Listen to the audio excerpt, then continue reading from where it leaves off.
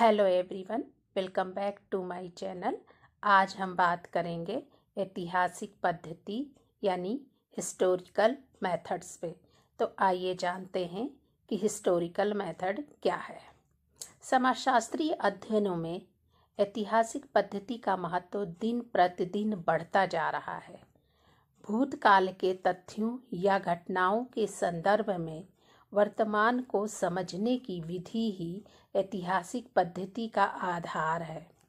हमारे वर्तमान जीवन के विभिन्न स्वरूप तथा हमारे रीति रिवाज तथा परंपराओं की जड़ हमारे अतीत में है तथा इनको ठीक ढंग से समझने एवं प्रयोग करने के लिए अतीत को देखना आवश्यक होता है।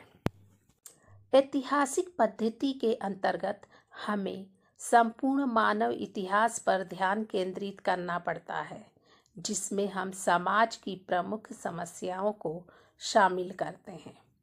तो आइए जानते हैं ऐतिहासिक पद्धति का अर्थ। इतिहास मुख्य रूप से भूतकालीन घटनाओं अथवा अतीत के संदर्भ में वर्तमान की घटनाओं का वर्णन करता है। अनेक समाजशास्त्रियों ने ऐतिहासिक सामग्री का प्रयोग करके किसी घटना के उद्गम, विकास या परिवर्तन को समझने का प्रयास किया है। उसी को ऐतिहासिक पद्धति का नाम दिया जाता है। ऐतिहासिक पद्धति की परिभाषाएं निम्नलिखित है, जो विभिन्न समाजशास्त्रियों ने अपने अनुसार दिया है। आइए जानते हैं कि पीवी यंग क्या कहते हैं। भूतकाल तथा वर्तमान का निर्माण करने वाली सामाजिक शक्तियों के अनुसंधान के द्वारा सिद्धांत का निर्माण करना ही ऐतिहासिक विधि है। रेडक्लिफ ब्राउन के अनुसार ऐतिहासिक पद्धति वह विधि है जिसमें कि वर्तमान काल में घटित होने वाली घटनाओं को भूतकाल में घटित हुए घटनाओं के द्वारा धारा प्रवाह एवं क्रमिक विकास को एक कड़ी के रूप में मानकर अध्ययन किया जाता है। इन समस्त उपयुक्त परिभाषाओं से स्पष्ट होता है कि ऐतिहासिक विधि अध्ययन की वह प्रणाली है जिसके अंतर्गत ऐतिहासिक घटनाओं या अतीत के तथ्यों के क्रम, विकास, नियमितताओं एवं सामाजिक प्रभावों के संदर्भ में वर्तमान सामाजिक सांस्कृतिक घटनाओं की व्यवस्था एवं विश्लेषण किया जाता है। आइए जानते हैं ऐतिहासिक पद्धति में प्रयुक्त स्रोत कौन कौन से हैं। ऐतिहासिक पद्धति के स्रोतों में मुख्य रूप से दो प्रकार के प्रलेख, प्रकाशित अप्रकाशित, उपयुक्त माने जाते हैं। पहला है व्यक्तिगत प्रलेख। इन्हें किसी व्यक्ति द्वारा निजी रूप में लिखा जाता है, जैसे जीवन, इतिहास, डायरी, पत्र तथा संस्मरण। दूसरा है सार्वजनिक प्रलेख। इन्हें रिकॉर्ड के रूप में किसी सरकारी, अर्ध सरकारी तथा गैर सरकारी संगठन द्वारा तैयार किया जाता है। यह भी दो प्रकार के होते हैं, प्रकाशित प्रलेख और अप्रकाशित प्रलेख। प्रकाशित प्रलेख के अंतर्गत सार्वजनिक संगठनों की रिपोर्ट, समाचार पत्र, पत्रिकाएं, प्रकाशित आंकड़े तथा पुस्तक सूचियां हैं। अप्रकाशित प्रलेख के अंतर्गत कुछ सरकारी प्रलेख आते हैं, दुर्लभ हस्तलेख आते हैं, शीघ्र रिपोर्ट आती है, लोक साहित्य, लोकगीत, ऐतिहासिक महत्व के केंद्रों पे लिखे श्लोक, सूक्तियाँ, शिलालेख। तो आइए जानते हैं कि ऐतिहासिक पद्धति के अनुप्रयोग में सावधानियाँ। इस पद्धति के उन अनुप्रयोग में निम्नलिखित सावधानियों का ध्यान रखना आवश्यक है। पहला है, अध्ययन का विषय इस प्रकार का होना चाहिए जिसके संबंध में थोड़ा बहुत पूर्व ज्ञान अनुसंधानकर्ता को हो। इस प्रकार का पूर्व ज्ञान उसके अनुसंधानकर्ता कार्य को सुनिश्चित ढंग से आयोजित करने में अत्यधिक सहायक सिद्ध होता है। दूसरा है, इस पद्धति का प्रयोग करने वाले वैज्ञानिकों को सामग्री के स्रोतों का पता लगाने तथा उसकी व्याख्या करने के संबंध में स्वयं अपनी क्षमता की सीमाओं का भी ज्ञान न होना चाहिए, अर्थात अध्ययन विषय को साधन सीमा के अंतर्गत होना चाहिए। तीसरा है, इस विधि का प्रयोग करते समय अनुसंधानकर्ता को उस प्रकार के विषय का चुनाव करना चाहिए जो सैद्धांतिक एवं व्यवहारिक दोनों दृष्टि से उपयोगी हों।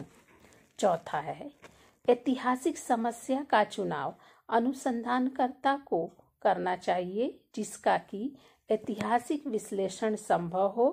उसे उसी समय का चुनाव करना चाहिए जिसका अध्ययन एक निश्चित समय के भीतर कर लेने की क्षमता उसमें हो। पांचवा है, इस विधि का सफलतापूर्वक प्रयोग करने हेतु आवश्यक है कि अनुसंधानकर्ता के अंदर सामाजिक अंतर्दृष्टि हो तथा उसका दृष्टिकोण भी ऐतिहासिक हो। छठा है, अध्ययन विषय ऐसा होना चाहिए कि उसमें अनुसंधानकर्ता की रुचि हो। सातवां है, इस विधि का प्रयोग करने के लिए आवश्यक है कि अनुसंधानकर्ता को तथ्यों की खोज एवं उनकी व्याख्या करने में पूर्णतः तटस्थ रहना चाहिए।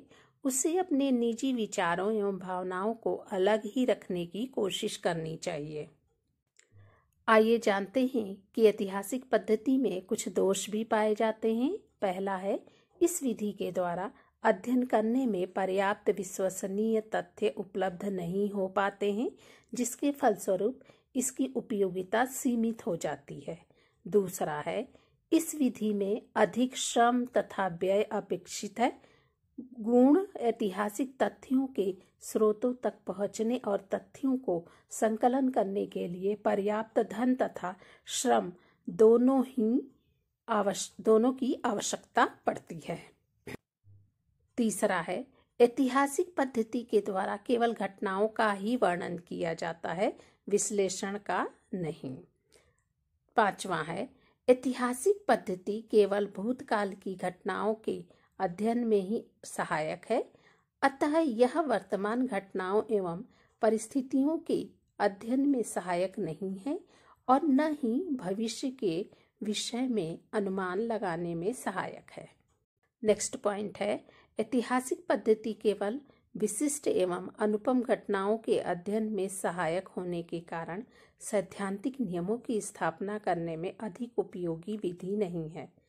नेक्स्ट पॉइंट है, ऐतिहासिक सामग्री को एकत्रित करने में अध्ययनकर्ता को अधिक समय लगता है और इसीलिए यह पद्धति अधिक व्ययशील भी है।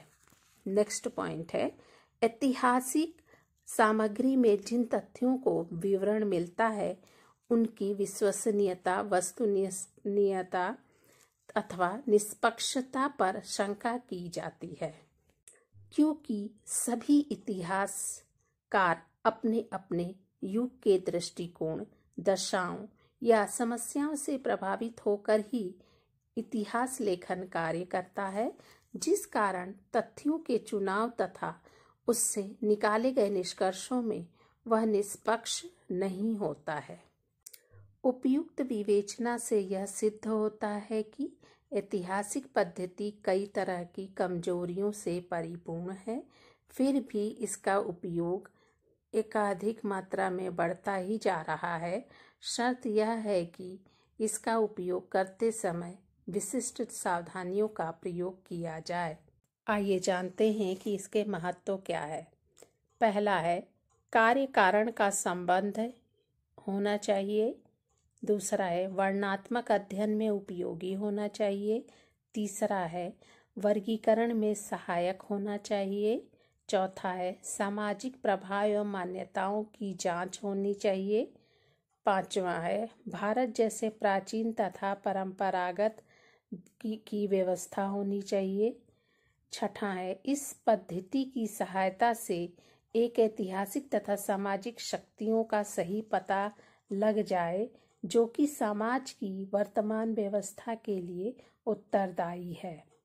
सातवां है, पीवी यंग कहते हैं कि विभिन्न स्रोतों से प्राप्त ऐतिहासिक सामग्री जिसका चुनाव समझदारी से किया गया हो और जिसकी विवेचना तथा प्रयोग विवेकपूर्ण ढंग से किया गया हो, ऐसे ज्ञान भंडार का निर्माण करती है जिसकी सहायता से सामूहिक घटनाओं, सामूहिक और सामाजिक संस्थाओं को भली भांति समझा जा सकता है। तो ये था ऐतिहासिक पद्धति का महत्व। बच्चों, यदि मेरी वीडियो आपको पसंद आता है तो लाइक और सब्सक्राइब ज़रूर करें। धन्यवाद।